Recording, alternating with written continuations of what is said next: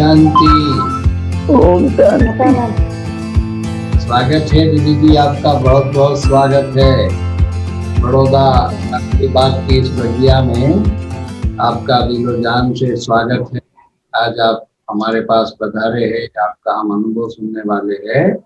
तो हमारे आदरणीय भ्राता डॉक्टर जयंत भाई जी भी हमारे साथ है। कारेली बाग की बगिया के निमित्त माली हमारे चंपाबेन डॉक्टर साहब है। तो डॉक्टर जयंत भाई से भी अनुरोध करता हूँ, डॉक्टर साहब आप भी वेलकम करें। भाई और बहनों, कटक से हमारे आदरणीय दीदी जी कमलेश दीदी जी आज हमारे साथ अपना अनुभव सुनाएंगे। Om Shanti, welcome to Kareli Bagh and Gujarat, Baroda. Om Shanti. शांति। हमारा परम सौभाग्य है जो तारनी बाग बड़ौदा में हम अपना अनुभव सुनाने के लिए हमें अवसर दिया भाई बहनों ने। मेरा जन्म 1940 में हुआ और थोड़े समय के बाद ही मेरी बहुत भक्ति भावना जागृत हो गई। 7-8 साल की आयु से मैं सत्संग में जाना, भक्ति आदि में जाना, ये सब शुरू हो गया। तो मेरे फादर मदर को बहुत चिंता हुई कि ये कहीं किसी साधु संग में न चली जाए। तो उन्होंने मेरी जल्दी 16 वर्ष की आयु में मैरिज कर दी। ड्रामानुसार जब मैं 23-24 साल की थी तो मुझे वहीं पर ये ज्ञान प्राप्त हुआ ब्रह्मा कुमारी का। जब मुझे ज्ञान मिला तो मेरी बहुत लगन थी और कैसे भी करके जब मैंने ब्रह्मचर्य की साधना शुरू की और प्रतिज्ञा कर ली तो अनेक प्रकार के विघ्न बाधाएं और ऑब्जेक्शन हुए। इसके कारण मैं अपना लौकिक घर, पियर घर कलकत्ते में था, वहां आ गई। कलकत्ते में 1 साल तक माँ बाप के पास रही और मैंने कहा लड़की एक जगह रहती है, या तो अपने परिवार के अंदर है या आध्यात्मिक मार्ग में अगर चली जाती है भगवान के साथ में।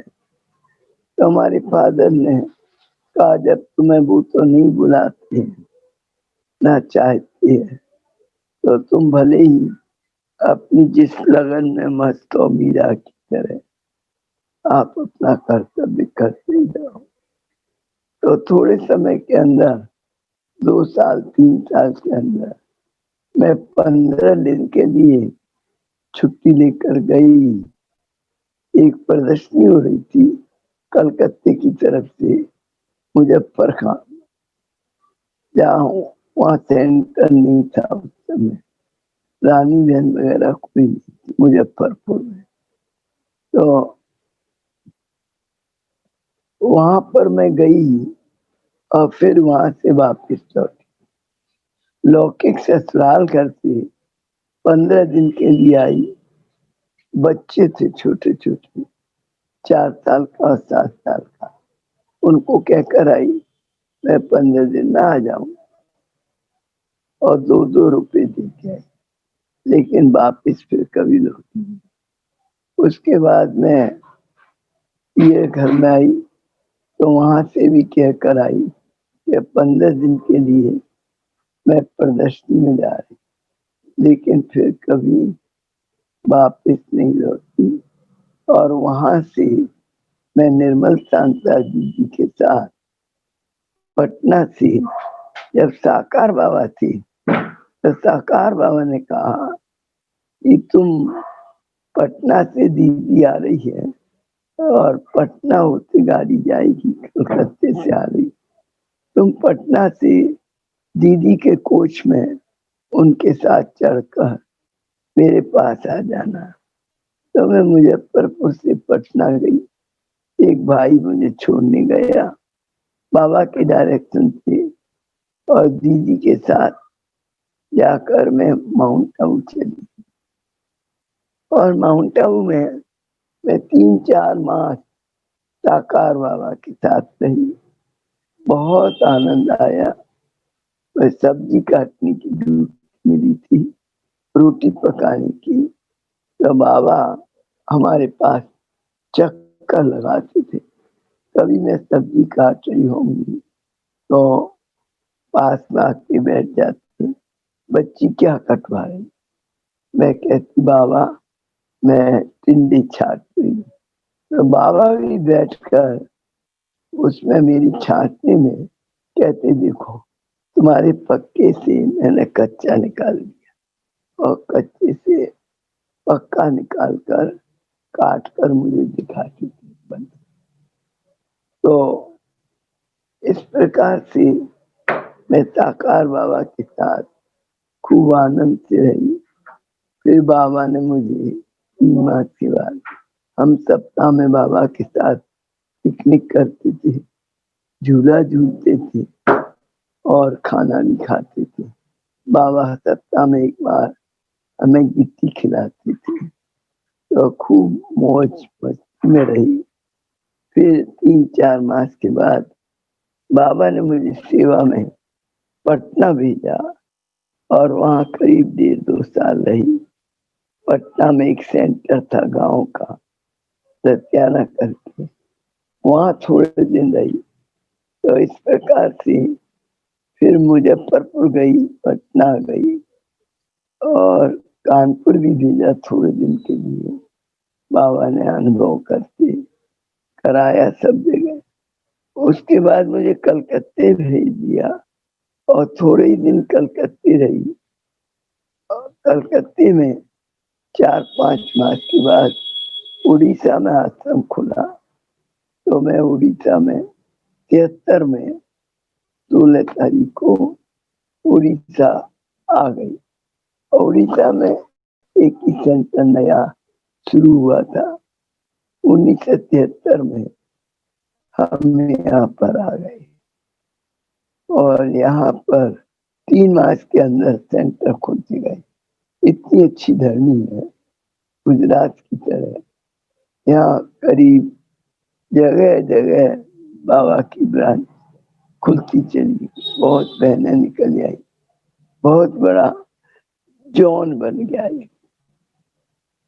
इस प्रकार से एक जोन से तमाम सब जोन निकल गए, और सब जोन 8-7 निकल गए। बहुत सेवा हो रही चारों तरफ, लेकिन मैं अपनी उसी सीट पर जहाँ बाबा ने भेजा वहाँ रह रही। तो मेरा अनुभव तो ये लौकिक अनुभव भी बहुत है, और अलौकिक।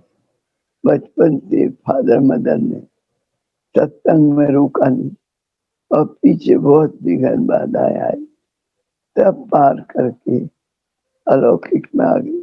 अलौकिक में भी सेवा फील्ड में बहुत विघ्न बाधाएं आई। नई जगह सेंटर स्थापन करना, नए स्टेट में 5-6 दिन के अंदर ही हमें लोगों ने वार्निंग दी कि आपका यहाँ ये पवित्रता का आश्रम नहीं चलेगा, आप यहाँ से चले जाओ।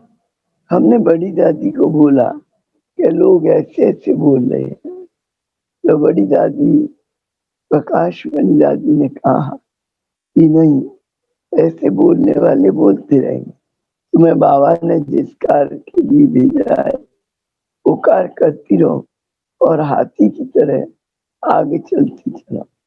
इस प्रकार यहाँ में बैठी रही जम के, और एक ब्रांच से 1000 ब्रांच खुल गई, और तमाम सब जॉन हो गए।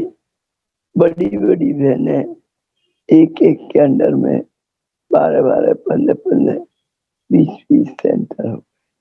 इस प्रकार ये बहुत महा जॉन बन गया, और एक जॉन में अनेक सब जॉन हो गए, और अनेक करीब 400, 500, 1000 ब्रह्मा कुमारी निकली हुई, जो समर्पण हुई, बाहर चली गई, दिल्ली वगैरह सब जगह यहाँ की बहन। तो इस प्रकार से सेवा बढ़ती चली गई और हम आगे बढ़ते चले गए। बड़े अच्छे अच्छे दादी लोग पत्र आते थे, हम उन्हें पढ़ते बहुत खुश होते थे। दादियों ने हमें खूब उमंग उल्लास दिलाकर आगे बढ़ाया।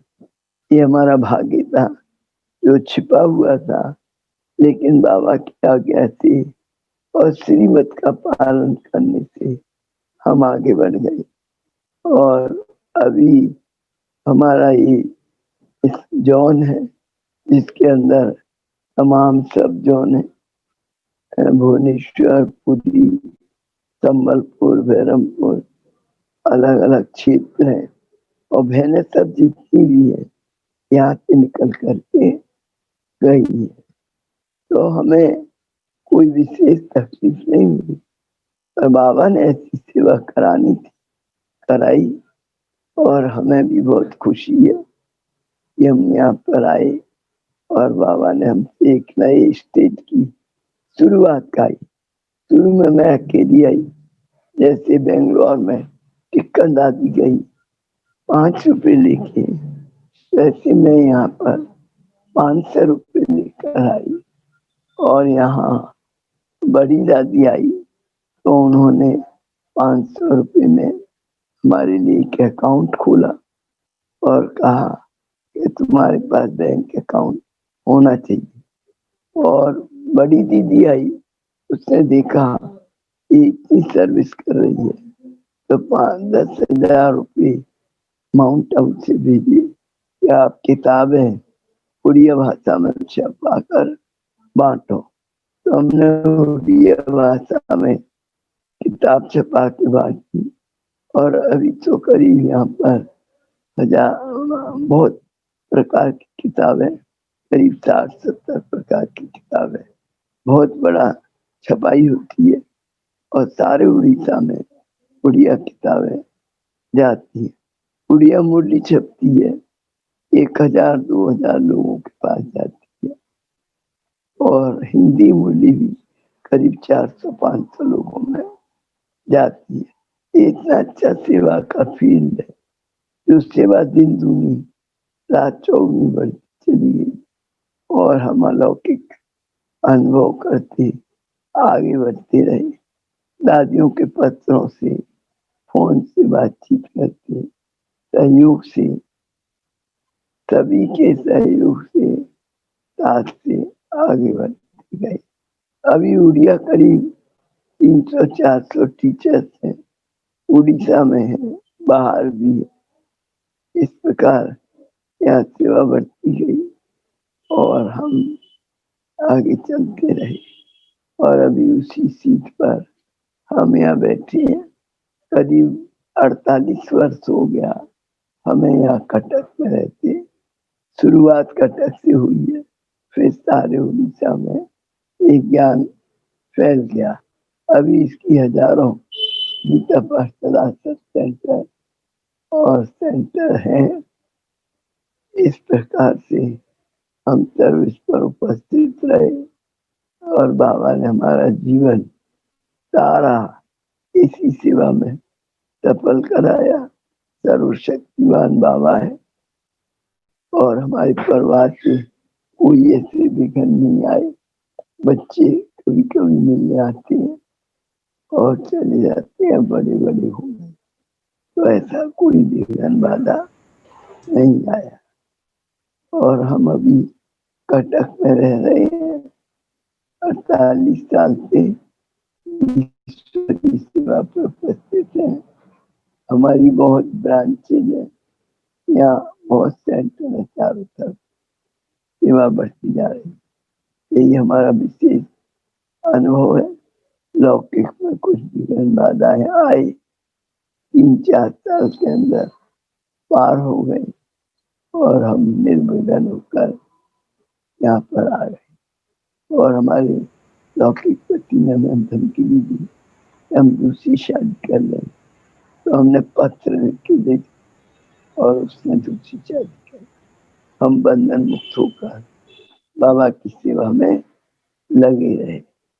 यही हमें अच्छा अनुभव है कि त्याग, तपस्या, सेवा से जीवन हमारा आगे बढ़ता है। जितना हम संसार से बैरागी बनेंगे, त्यागी बनेंगे, उतनी हमारी तपस्या अच्छी होगी और सेवा का फल अच्छा निकलता है। हमें सेवा का फल बहुत अच्छा मिला और हम ऐसे आगे बढ़ते गए। अच्छा, ओम शांति। कितना हो? ओम शांति। ओम शांति। दीदी, बाबा के साथ के कुछ प्रसंग आप सुना सकते हैं तो सुनाइए ना।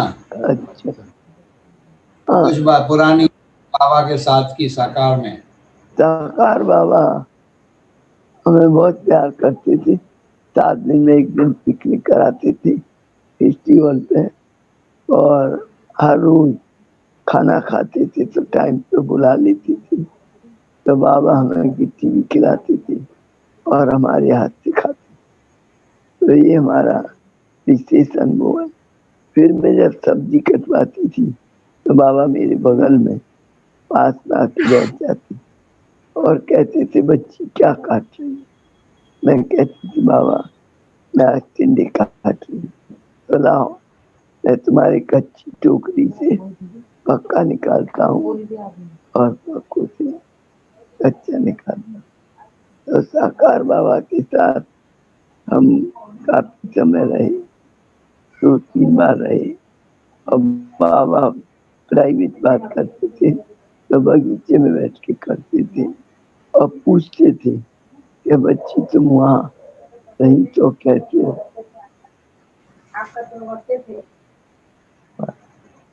और बाबा ने ये भी कहा कि तुम अपने साथ बच्चों को लाई हो। इनका नहीं बाबा, मैं अकेली आई। तो बहुत शाबाश बच्ची, मुझे बाबा की सेवा में ऐसी शाबाश बच्ची चाहिए जो नष्टों हुआ हो। तो बाबा ने कहा, आपको मैं बहुत प्यार से अपने बाबा के पास रखूंगा और तुम अपने बच्चों को छोड़ के आई हो। बहुत शाबाश, बहुत नष्टुम हुआ बनकर बाबा के काम में लगी। तो इस प्रकार बाबा ने हमारी पीठ ठोकी और हमें बहुत प्यार किया कि तुम अकेली आई हो, त्याग करके आई हो, बच्चों को छोड़ के आई हो, तुम्हें यहाँ सब कुछ मिलेगा। बाबा के घर में मुझे सब कुछ मिला। दादी दीदियों का बहुत प्यार मिला। शुरू में कोई ज्यादा लोग नहीं थे, 50, 60, 70 लोग थे। तो हम बहुत नजदीक थे बाबा के, बहुत प्यारे थे। हमें भंडारे में सब्जी कटवाने की ड्यूटी मिली थी। वो भी बहुत आनंद आता था उस समय सब्जी कटवाने में। झूला झूलते थे बाबा के पास, पिकनिक करते थे। साकार बाबा के साथ इतने मास रहे तो रोज रोज का अनुभव हमें होता था और बहुत आनंद आता। ये हमारा अनुभव है। बाबा ने एक बार कहा कि बच्ची तुम मेरी एकलव्य बच्ची। ये जो अर्जुन था वो गुरु के पास पढ़ने जाता था और तुमने कोई गुरु नहीं किया, कोई स्कूल नहीं था हमारे पास, इसका सेंटर नहीं था। लेकिन हमने घर में बैठ बैठ के मुरलियों से और किताबों से निश्चय बुद्धि हो गए 100% भगवान आया है और प्रजापिता ब्रह्मा के तन में बैठ के पढ़ा रहा है। तो यही अनुभव से बाबा ने हमें बहुत शाबाशी दी कि तुम्हें घर बैठकर मैं मिल गया और तुम्हारा निश्चय हो गया। कई लोग आश्रम में जाते हैं तो भी उनका निश्चय मिलता है। इसलिए मेरा नाम बाबा ने एकलव्य रखा कि तुम एकलव्य हो। एकलव्य गुरु के पास नहीं जाता था, लेकिन गुरु का पाठ घर में पढ़ता था, निश्चय बुद्धि था। लेकिन अर्जुन गुरु के पास जाता था फिर भी अर्जुन से ज्यादा आगे एकलव्य निकल गया। ऐसी तुम मेरी बच्ची हो, नष्टुमा हो। नष्टुमा बच्ची बाबा को बहुत प्यारी लगती है। मैं छोटे छोटे बच्चों को, 4 साल और 7 साल के बच्चों को छोड़ के आई और उनको बाबा ने कह संभाला प्यार से। अभी बहुत बड़े हो गए, बहुत कमाने लगे, मालिक हो गए फैक्ट्रियों के, अच्छे से सब चल रहे। हमें भी मानते हैं, लाते हैं। मैं जाती हूँ, वो खुदा के मिलती है। इस प्रकार हमारा अनुभव रहा। और और आपका दीदी मनमोहिनी के साथ का भी अनुभव होगा, उनकी भी पालना हाँ होती है, तो वो भी कुछ हाँ, सुनाइए दीदी मनमोहिनी के साथ। मनमोहनी दीदी बहुत मीठी प्यारी, जी मुझे बहुत सुंदर सुंदर पत्र भेजती थी। और जब दीदी के साथ में रही तो हमें कुछ कहना नहीं पड़ता था। जब बरसात हुई तो दीदी ने अपने आप मेरे कमरे में मेरे लिए बरसात के कपड़े भेजे थे, ठंडी के। और जब गर्मी हुई तो गर्मी के कपड़े 8-8 जोड़ी अपने आप भेज देती। एक कमलेश शर्माती है, कुछ कहती नहीं है, अपने आप मेरे को प्यार मिलता था। बड़ी दीदी अपने साथ खाना खिलाती थी, बिठाती थी, बहुत प्यार करती थी कि तुमने बहुत बड़ा जीवन में त्याग किया है और बाबा के घर में तुम्हें सब कुछ मिलेगा, कोई चिंता मत करना। तो बड़ी दीदी के मैंने पत्र भी संभाल संभाल के रखे। जब मुझे सेंटर पे भेजा गया तो दीदी बहुत प्यार के पत्र भेजती थी। जब मधुबन में रहती थी तो भी बहुत प्यार करती थी। बाद में 69 के बाद में बड़ी दादी आई, लेकिन मैं तो 67-68 में ही मधुबन चली गई। 65-66 मुझे इतना याद। मैं मधुबन में चली गई और वहाँ बड़ी दीदी का और साकार बाबा का बहुत प्यार पाया। भोली दादी का भी मुझे बहुत प्यार मिला। अच्छा अच्छा खाना बनाती थी, छुपा के मेरे लिए रखती थी। कमलेश आओ, तुम ये चीज ले जाओ, ये खाना। तो इस प्रकार भोली दादी जो अभी नहीं है दुनिया में, लेकिन उन सब का मैंने बहुत प्यार पाया। बड़ी दीदी और बड़ी दादी का तो लास्ट मोमेंट तक प्यार मिलता रहा। 1969 में बाबा के जाने के बाद बड़ी दादी माउंट आबू में रहने लगी। तब से हम बड़ी दादी को जानते हैं। उससे पहले हम दीदी को जानते थे, मनमोहनी दीदी। बड़े प्यार से उनका ही जॉन था, ईस्टर्न जॉन। और यहाँ पत्र भी वो लिखवाती थी। और यहाँ से जो जाते थे स्टूडेंट टीचर, उनको बहुत प्यार करती थी। तो इस प्रकार बड़ी दीदी का भी हमने बहुत कुछ लूटा, खाना पीना सब साथ किया, साकार बाबा के साथ भी और बड़ी दादी के साथ भी सब कुछ लिया। बाबा ने हमें सब कुछ भरपूर किया। और जब सेंटर पर भेजा तो यहाँ भी एक राजाई जैसे परिवार में हम रहती है। बहुत बहने, बहुत भाई है, सरेंडर। और इतना बड़ा उड़ीसा का क्षेत्र है, में सेवा कराई बाबा ने, ये भी हमारा भाग्य। करने वाला तो वही है, निमित्त बना के हमें कराता है। 1 ब्रांच से 2 ब्रांच, 3 ब्रांच, 4 ब्रांच बनती चली गई। सिर्फ 3 महीने के बाद, यहाँ 3 महीने 50-50, 60-60 स्टूडेंट आते थे। 3 मास के बाद में ये अपने आप सेंटर्स खुलते चले गए और इतनी सेवा बढ़ती गई। बहुत उड़िया किताबें छपी, 2-3 हजार उड़िया मूल जाती है और हिंदी मूल भी बहुत जाती। इस प्रकार बहुत बड़े फील्ड की सेवा यहाँ से हो रही है और होती रहे। बस। तो आपका और चंद्रमणि जी के साथ का भी तो कुछ पार्ट रहा होगा, दादी चंद्रमणि जी। हाँ, चंद्रमणि दादी भी हमें बहुत प्यार करती, जैसे ही देखती थी तो खूब ठहाका मार के हंसती थी, अरे कमलेश तुम आ गई, और गले से लगाती थी।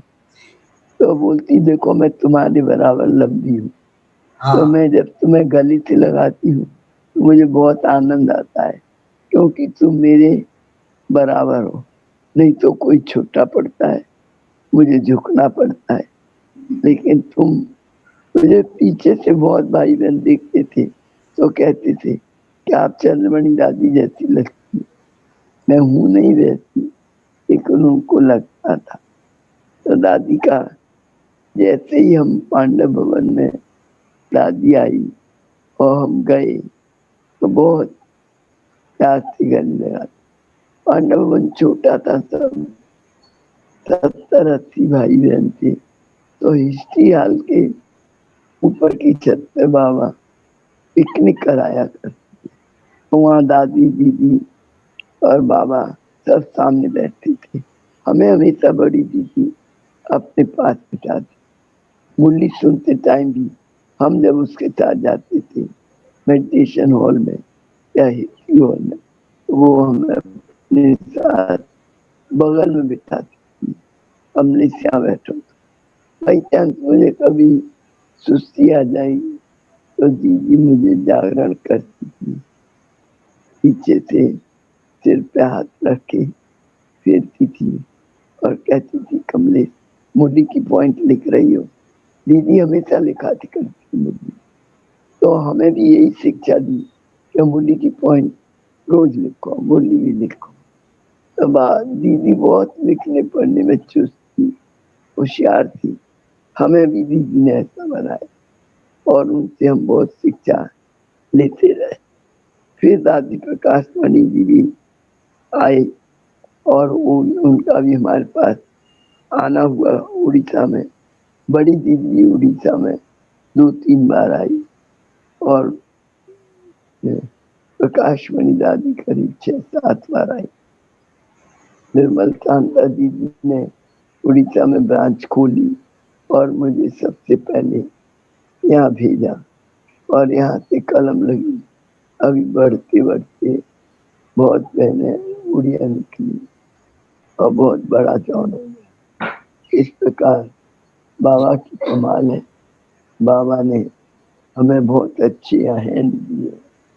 हमारी साथी सुलोचना बहन भी उड़ीसा की है, बहुत अच्छी है, सारी सेवा संभालती बिल्कुल सब है। जी। और क्या सुनाऊं? तो दीदी आप मुझे हाँ, आपकी नजरों में जगदीश भाई की कुछ विशेषताएं बताएं जो आपने महसूस किया। जगदीश भाई की बातें क्या विशेषताएं आपको बहुत भाती थी उनकी?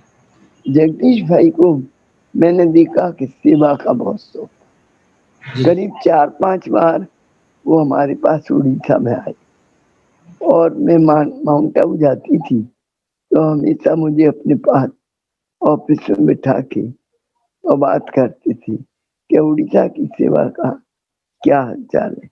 मैंने कहा भाई साहब आप आई, क्या मैं जरूर आऊं। तो जब भी बुलाती, एक बार आए थे भाई साहब, करीब 2000 किलोमीटर की यात्रा करके कार के द्वारा हम उनको सब जगह सेवा पे ले गए। और उनका शौक रहता था गांव गांव में भाषण के प्रोग्राम रखो, मैं भाषण करूंगा, सेवा करूं।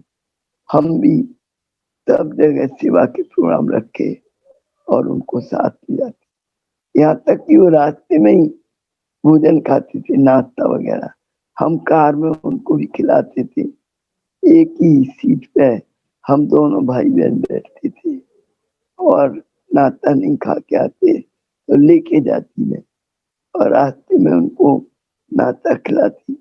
भाई साहब कहते तुम भी खाओ मेरे साथ, मैं भी खाती थी। बहुत अच्छे वो परखने वाले थे। मुझे बोले कि तुम एक बिजनेसमैन की लड़की हो, तुम्हें बिजनेस का विंग का मेंबर होना चाहिए, तुम बिजनेस विंग का मेंबर बन जाओ। मैंने कहा जो भाई साहब आपकी आज्ञा हो, मैं उसी को स्वीकार करूँ। और बहुत आज्ञाकारी थी मैं उनकी, वो मुझे बहुत पसंद करते थे। ये तुम्हारा बहुत बड़ा त्याग है और त्याग से भाग्य मिलता है। तो मुझे यहाँ आते ही उड़ीसा का बहुत बड़ा फील्ड मिला, बहुत सहयोग मिला। दादी दीदियों और जगदीश भाई के किताबें हम जो पढ़ते थे, लेख, तो उनके द्वारा हमें बहुत प्रिय लगते थे कि भाई साहब की कितनी कला है। हमने उसका कमरा देखा, कमरे में कलम और कागज टेबल पर रखा रहता। भाई साहब कभी 2 बजे उठेंगे और लिखने लगेंगे, 1 बजे उठेंगे लिखने लगेंगे। तो इस प्रकार उनकी लेखनी में, कलम में कमाल थी। और ऐसी जादूगरी थी जो बैठे बैठे करीब 100 किताबों का उन्होंने संचालन किया और छापी, पढ़ी। हमें भी यही कहते थे कि तुम बहनें खूब आगे बढ़ो। हमेशा बहनों को उन्होंने आगे बढ़ने के लिए प्रेरित किया, क्या आगे बढ़ो और अपने फील्ड को आगे बढ़ाओ। तो उसी अनुसार हम कार्य करते, उनके सारा मानना हमारा कर्तव्य था। हमने जितना बड़े बड़े दादी दीदियों की श्रीमत मानी और जितना उनको माना, उतना हम आगे बढ़ते गए, एकदम नजदीक आ गए। बड़े बड़े जॉन के भाई बहनों के बीच में बैठने का स्थान प्राप्त किया। अभी हमारा इतना स्वास्थ्य ठीक नहीं रहता है, तो मधुबन अभी तो कोरोना के कारण या इसके कारण ज्यादा नहीं जा सके। मीटिंग में जाने का था जी लेकिन नहीं जा पाए जी स्वास्थ्य के कारण। जी परंतु हमने यज्ञ में सब कुछ देखा। बहुत छोटी आयु में आ गए और 23 वर्ष की आयु में ज्ञान मिल गया। 26 वर्ष की आयु में सरेंडर हो गए और मधुबन में 27 वर्ष में हम मधुबन चले गए। साकार बाबा की पालना में 4-5 मास रहे। फिर बाबा ने हमें कानपुर भेजा, दिल्ली भेजा चक्कर लगाने के लिए, चंडीगढ़ भेजा, भटिंडा गई, सब जगह चक्कर लगाया और आके कलकत्ते बाबा की गद्दी में दीदी के साथ भेजा। और कलकत्ते से 3-4 मास में सन 1973 में 16 अगस्त को हम उड़ीसा आ गए और तब से लेकर के 73 से और आज तक हम उड़ीसा में हैं।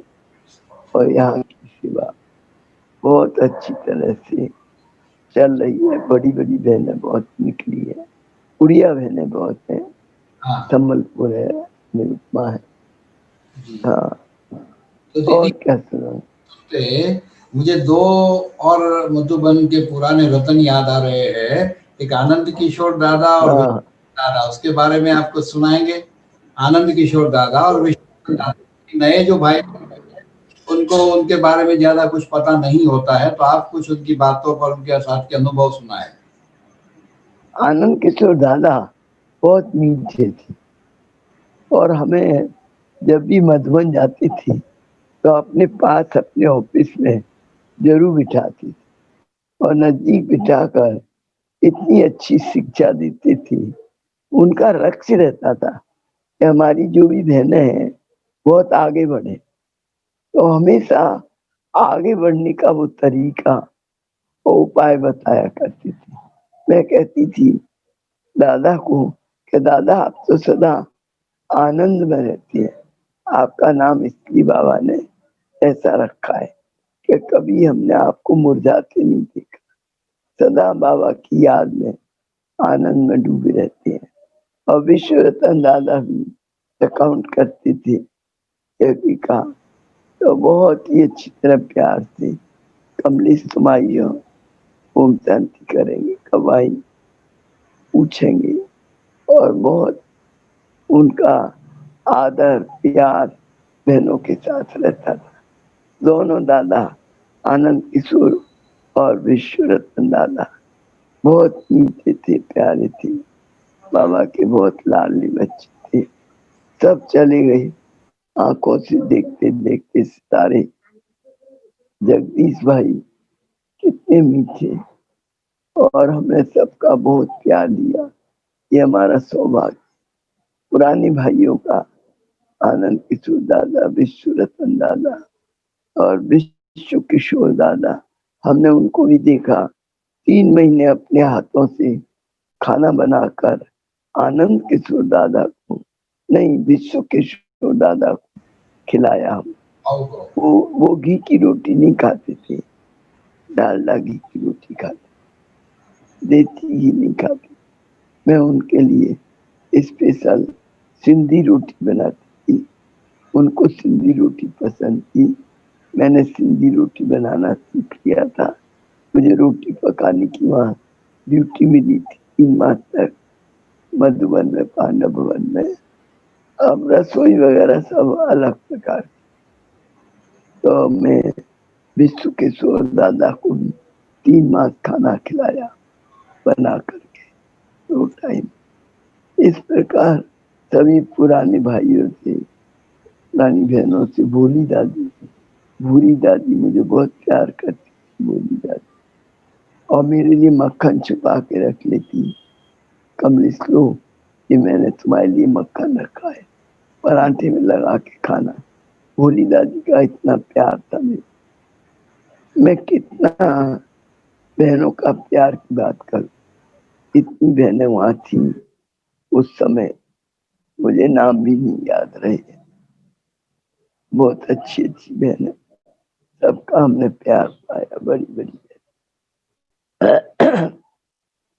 इतना बड़ा ग्रुप था, चला गया, फिर दूसरा ग्रुप, तीसरा ग्रुप, और प्रकाश मणि दादी का तो बहुत देर में मधुबन में रहना शुरू हुआ जब बाबा व्यक्त हुए।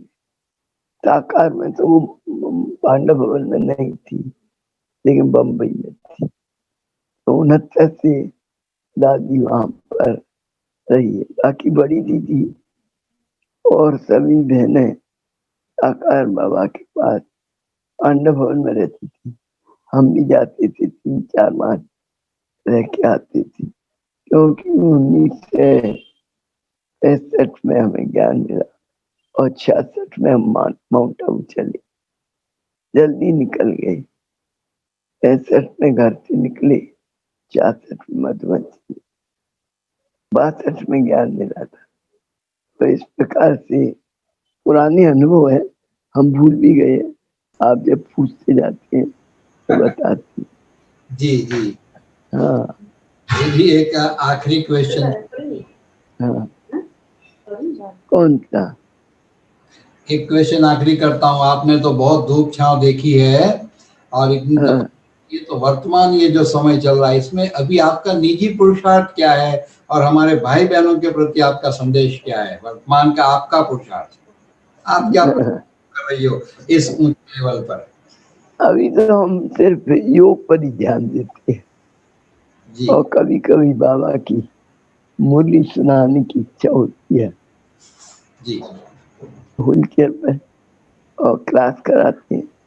बाकी तो हमारी एज बहुत हो गई, हाँ और 80 बरस के हो गए, हम हो जाएंगे जनवरी में। तो बैठ करके मुरली सुनते हैं, लिखते हैं। रात को रोज हम मुरली लिखते हैं और सुनते हैं, और एक बार पढ़ते हैं, 2-3 बार मुरली पढ़ते हैं, सुनते हैं। एक बार रात को लिखते हैं और सुनते हैं, और एक बार सवेरे फिर क्लास की मुरली सुनते हैं और पढ़ते हैं, मोबाइल पे सुनते हैं। 3-4 बार हो जाता है एक मुरली। वाह। इस प्रकार से हमारा पुरुषार्थ है रात को 6:30 से लेकर 9 बजे तक, 9:30 तक हमारा ये चलता है। 6:30 से 7:30 योग, 7:30 के बाद मुरली लिखना और सुनना और पढ़ना कभी कभी, और उसके बाद हम खाना खाते हैं 8:30 बजे, और फिर 9 बजे आपस में कोई बातचीत होती है तो करते हैं, फिर योग करके सो जाते हैं 10 बजे तक। 9 से 10 क्लास होता है ऊपर, सब घर के भाई बहनों का। मैं नहीं जाती, मैं नीचे ही बैठती हूँ, और फिर 10 बजे के करीब हम सो जाते हैं, और सवेरे 3:30 4 बजे उठ जाते हैं, फिर योग करते हैं। आदत हो गई है, अपने आप होते हैं, कोई जगाता नहीं। हाँ दीदी, बहुत अच्छा, बहुत शुक्रिया। अभी आप हमारे भाई बहनों को वर्तमान समय में वो क्या पुरुषार्थ करे, चाहे कुछ नए हैं कुछ पुराने हैं, तो आपके अनुभवों से आप हमें मार्गदर्शन दे कि क्या वक्त के अनुसार भाई बहनों को पुरुषार्थ करना चाहिए, कि अभी जो वक्त कम है, मंजिल बड़ी लंबी है, तो वक्त से पर पहुंच जाए, उसके लिए आप सभी भाई बहनों को कुछ दिशा सूचन करें। आपके जो गुजरात में कौन सा सेंटर है? कारेली बाग। कारेली बाग के लिए मेरी यही शुभकामना है कि आप लोग सदा पुरुषार्थ में आगे रहो। कोई सोचता है कि हमें अपने आप सब कुछ मिल जाएगा, वास्तव में ऐसा नहीं। हम जितना जैसा पुरुषार्थ करेंगे उतना ही हमें प्राप्त होगा। तो अपना बाबा जो कहते हैं 2 बात, योग पर ध्यान रखो और पढ़ाई पर ध्यान। हम अपनी पढ़ाई पर, पढ़ना सुनना लिखना, ये हमारा काम है, और दूसरा काम है हम योग करें जितना हो सके। ऐसे समय में, कोरोना के समय में कहीं सेवा तो नहीं होती है, योग करें और आपस में जहां भी रहे भाई बहने एक रहकर प्यार से चले। कहीं मतभेद का वातावरण है तो उसको भी सुधारें। मतभेद नहीं होना चाहिए हमारे जीवन में, बहुत प्यार होना चाहिए, एकता होनी चाहिए, शांति होनी चाहिए। हम उसी रीति से रहते हैं, उसी रीति से आपको बताते हैं कि जब हम पढ़ाई पढ़ते हैं, मुरली लिखते हैं, सुनते हैं, तो हमारा वो काम पूरा होना चाहिए। और कोई सेवा सामने आती है मिलने की, बोलने की, तो वो करते हैं। तो मैं भाई बहनों को भी यही कहूंगी कि आप सभी भी आगे बढ़ने का पुरुषार्थ यही है। ये नहीं बहुत सेवा कर ली उससे हम आगे बढ़ जाएं। पहले हम इसी नशे में रहते थे, तो कितने ढेर सेंटर खोल दिए, इससे हम आगे बढ़ जाएंगे। पर धारणा अच्छी होनी चाहिए, त्याग तपस्या सेवा हमारे जीवन में पूरा होना चाहिए, और बाबा से लिंक जुटा रहे, योग हर समय रहे, वही पुरुषार्थ में आगे बढ़ाएगा। बाकी खाली सेवा सेवा आगे नहीं। योग का जितना पुरुषार्थ करेंगे, बाबा की याद में रहेंगे, उससे ही हम आगे बढ़ेंगे। आप सभी भी योग का पूरा ध्यान रखिए, पढ़ाई पर ध्यान रखिए। बाबा की मुरली 1 बार 2 बार हम पढ़े समझे बाबा क्या कह रहे हैं, हम वो कर रहे हैं नहीं कर रहे हैं, अब करने लगे। क्योंकि बाबा की मुरली सबसे बड़ी पढ़ाई। कोई बड़ी बड़ी कॉलेज में बड़ी बड़ी डिग्रियां पास करते हैं, लेकिन यहाँ डिग्री नहीं है, पर ये साधारण पढ़ाई देखने में लगती है और बहुत ऊंची पढ़ाई। तो इस पढ़ाई को हमें 100% अपने जीवन में धारण करना है। योग और पढ़ाई, बाबा यही कहते हैं, सेवा जितनी हो ठीक है, नहीं तो मन सा सेवा करो। अभी समय ऐसा है हम सेवा करने नहीं जा सकते हैं, कोरोना है, तो मन सा सेवा करो, बैठ बैठ और खूब पढ़ाई पढ़ो, योग करो, निकल। जी बहुत यही है शुक्रिया जी। प्यारे बस। भाई साथियों, देखिए दीदी जी की तबीयत नासाज है, फिर भी उन्होंने करीब 50 मिनट तक कितने उमंग उत्साह से हम सभी को अपने अनुभव भी सुनाए और क्या हमें वर्तमान समय में पुरुषार्थ करना चाहिए। खास दो बातें, पढ़ाई और वो बाबा से लिंक जुटी रहे, अर्थात योग के ऊपर ध्यान खिंचवाया। तो दीदी जी आपका हम बहुत बहुत दिल से धन्यवाद अदा करते, और डॉक्टर साहब से भी अनुरोध करूंगा, डॉक्टर साहब आप भी धन्यवाद अदा करें। देखिए आज दीदी जी खास हमारे साथ हमारे लिए पधारे, हमारे दिल की कामना पूरी की, मनोकामना। तो आप धन्यवाद अदा करें डॉक्टर साहब। अरे बहनों के साथ धन्यवाद क्या है, हम आपको धन्यवाद दे रहे हैं कि वाह, आपने हमें ये अवसर दिया कि अभी हम आपके पास जा नहीं सकते हैं, पर ऑनलाइन के द्वारा हम कुछ सेवा कर सके और यहाँ बैठकर आपसे मिल रहे हैं। ये हमारा परम सौभाग्य है। सभी भाई बहनों को मेरा बहुत बहुत प्यार प्यार देना। ये आपकी इतनी बड़ी विशेषता है कि आप हमारा धन्यवाद अदा करते हैं, जबकि हाँ, धन्यवाद आपका ही है कि आपने कितना समय हाँ, दिया है। भले गला आपको परमिशन दिया या नहीं गले ने, लेकिन आपने दिल खोल के जो जो बातें याद आई स्मृतियों में, वो सारी स्मृतियां हम हाँ, लौटा दी। तो धन्यवाद तो आप नहीं, हम ही कर सकते हैं, आप नहीं कर सकते हैं। तो धन्यवाद मेरी सभी भाई। आवाज थोड़ी भारी हो गई है, कोई बात नहीं, लेकिन पहले ठीक थी। लेकिन चंद्रमणि दादी की याद दिला दी ना आपने, आपकी साथ खास कहते थे ना हाँ, आपकी सखी है, तो चंद्रमणि दादी हाँ, की याद दिलाई आपने बहुत। चंद्रमणि दादी हमें देखते ही इतनी जोर से हंसती थी और अपने हमको पकड़ के अपने कमरे में ले जाती। जी जी जी। इसलिए एक एक दादियों की याद समाई है। भूरी दादी, भोली दादी, और एक और दादी थी, नाम नहीं आ रहा है, बहुत पहले पुरानी दादियां थी, जी याद नहीं आ रहा है नाम। दादी को याद लेकिन किया, है, शांतामणि दादी को याद नहीं किया। हाँ, शांतामणि दादी बहुत अच्छी थी। संदेशी दादी की बहन थी, बड़ी बहन, जी जी। वो वहाँ बैठा करती थी किचन के पास में। हाँ मैं उनसे मिलती थी, उनके कमरे में मिलती थी। संदेशी दादी यहाँ उड़ीसा में रहती थी ना, हाँ तो विशेष प्यार रखती थी उड़ीसा वालों से। जी अलग बुलाएगी, बात करेगी और संदेशी का हालचाल पूछेगी। जी बहुत अच्छी थी।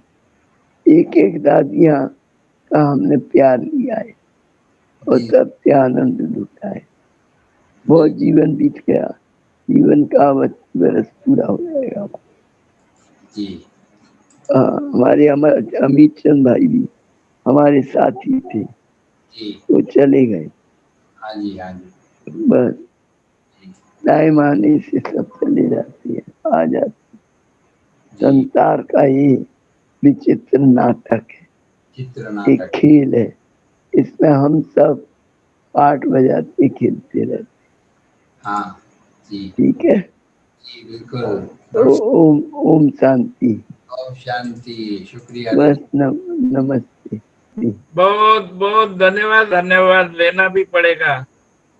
बहुत हाँ, धन्यवाद आपको। 80 वर्ष के उम्र में आप कितना अच्छी तरह संदेश सुनाया, ये भी wonder of the Brahma Kumari है। इतनी उम्र में बाबा भी। करा, हाँ, बाबा बा, की, बाबा बाबा करा की रहा वंडर है। है, ब्रह्मा कुमारी संस्था की वंडर है। और हाँ, तो बहुत धन्यवाद आप सबको। चलो अच्छा, ओके ओम शांति। चलिए, ओम शांति। दीदी 1 मिनट बाबा की याद में सबको बिठाए, फिर पूरा।